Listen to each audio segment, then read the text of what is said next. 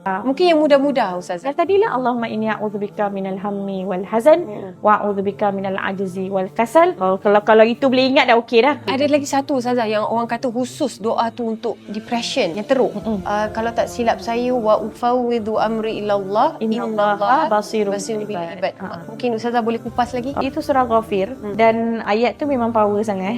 Masya-Allah. Dia bukan depression saja, dia yang orang yang overthinking. Jadi boleh baca tu wa ufawwidu amri ilallah. Ufawwidu ni saya kalau bahasa orang putih dia forward kan, senang nak ingat. So I forward everything to Allah. Tawakal.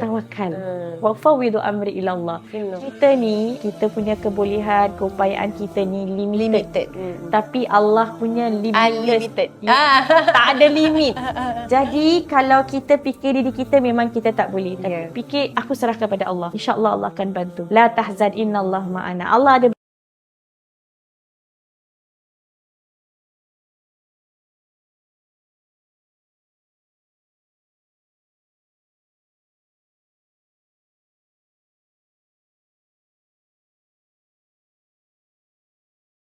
siapa boleh maafkan manusia lain, aku maafkan dia.